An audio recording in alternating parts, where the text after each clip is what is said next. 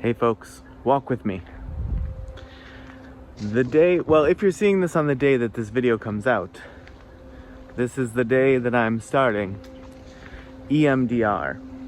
And if you're not familiar with EMDR, I'll give you a brief overview, but just keep in mind, I am a recipient. I'm not a practitioner, and I don't have a mental health degree in any way, shape, or form. EMDR is an acronym that stands for Eye Movement, Desensitization, and Reprocessing.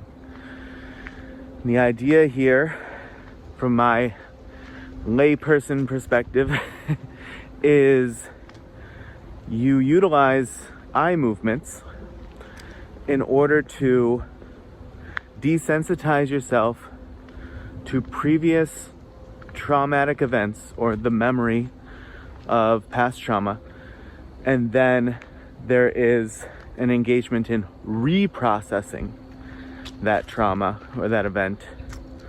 And the hope here is to be able to process events and traumas that are having dramatic or tremendous impacts on your life or your well-being that happened a long time ago and that you never processed at the time. And that can be for many reasons. A couple that I'm super close to is if that event happened prior to when you had language, right? So you didn't have thoughts, or you weren't able to put words to feelings the way that you do present day, because you hadn't developed language yet. Or also if the attempt to process those events was met with some form of neglect or gaslighting or violence, or something that prevented your caregivers, right? Usually your parents or your parent, guardian, whatever. Something that prevented those people who would have had, a more developed mindset, awareness, whatever, that they would have been the ones to help you process it. But if that didn't happen, then what you can be left with is just this unprocessed trauma or event that has still to this day a really outsized impact on your life and your sense of well-being and safety and that sort of thing. So I'm hopeful. You can find a lot of talks out there, like by out there I just mean on YouTube, from a practitioner, a researcher. I think he's an MD. His name is Bessel van der Kolk. I think his name is spelled Bessel space VAN space DER space KOLK. I think I spelled that correctly. But he wrote a book called The Body Keeps the Score, which is very well known in the mental health community. It's very, or at least my take on it is that it seems to be very well received, like well respected. So if I did misspell his name, just look up the book, The Body Keeps the Score, and find out the author's name. And then there's another person called, I think his name is Peter Levine, Levine. And he talks a lot about somatic healing, somatic being like in the body. And Bessel van der Kolk is the one who I had heard talk about the research around EMDR. And, part of what I liked about his explanation of it was not only that he's coming at it from this, sort of renowned standpoint, right? Like he is in a position of sort of authority in the sense of he himself has been engaged in research for decades and decades, and has this acclaimed book and what have you, but also, and maybe even more so, he admits that he was super skeptical of it at first. This idea that you could simply, by eye movement, right, by thinking of an event, of a memory of an event, while making certain eye movements, and then having someone guide you through this, and then using that same technique to process or reprocess the trauma, he was like, what is this craziness that we're talking about? You're going to move your eyes, and that's going to somehow allow you to heal or to process past trauma that you never processed and is like running roughshod in your life today. But the studies proved it out, and he speaks a lot about anecdotes, right, from people that he meets that talk about how well it worked for them. Now, it doesn't work for everybody, and if there's interest, I will sort of keep a little bit of a running dialogue here, just meaning I will have some follow-up videos to talk about if it seems to be working for me, what it's like, why it does or does not seem to be working, like what the indications are, I guess. But I'm hopeful that it will. And if it doesn't, I will try to not lose all hope, and I will try to find an alternative. But when you sort of get to a point with,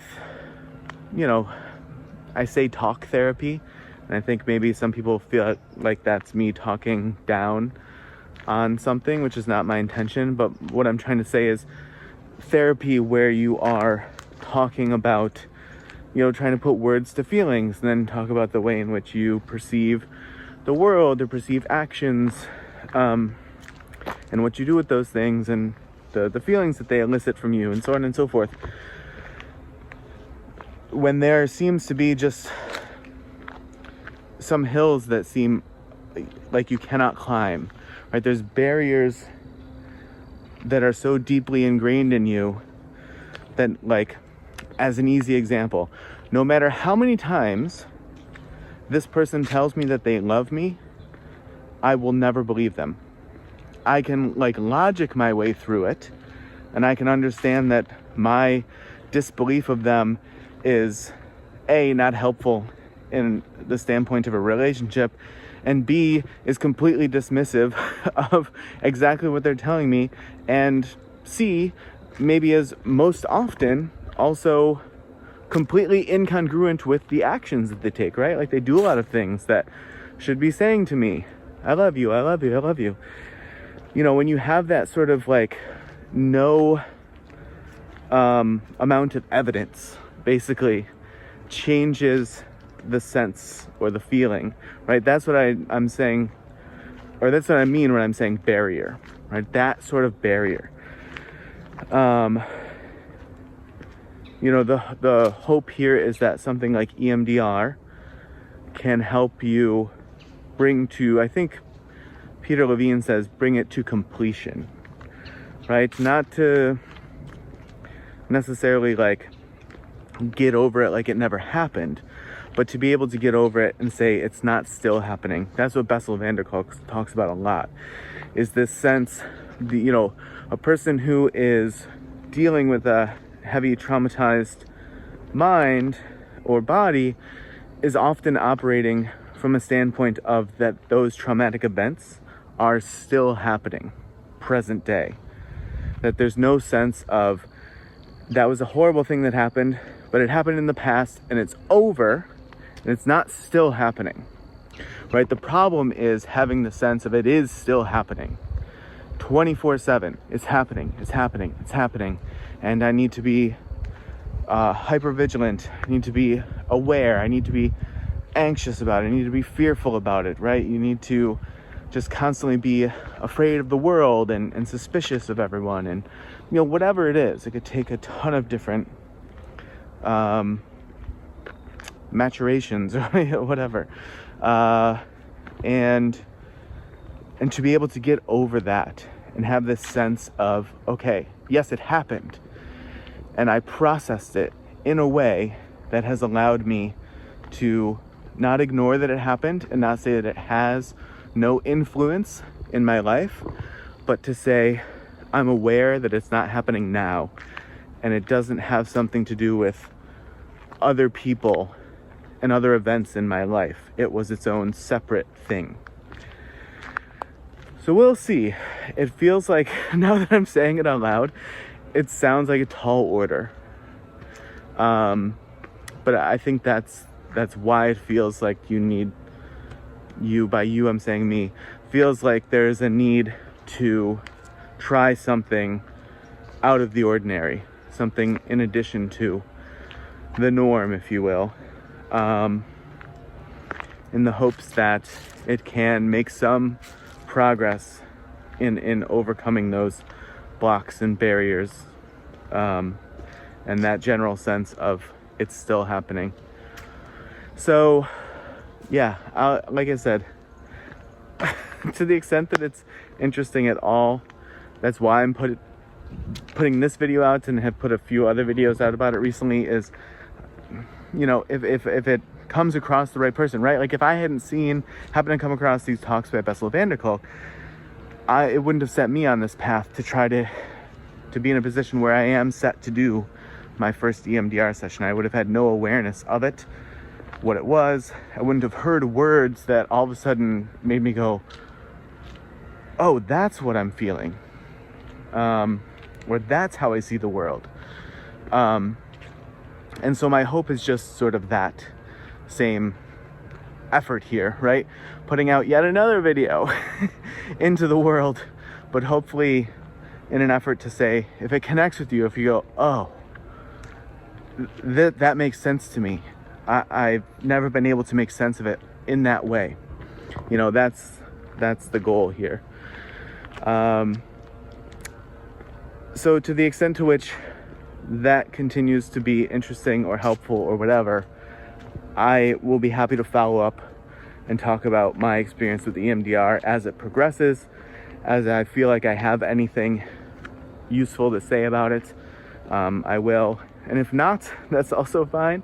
I may just put them out there again, just who knows, 14 years in the future, somebody sees it and still and has some reaction to it that feels like it's helpful to them or that they connect to it.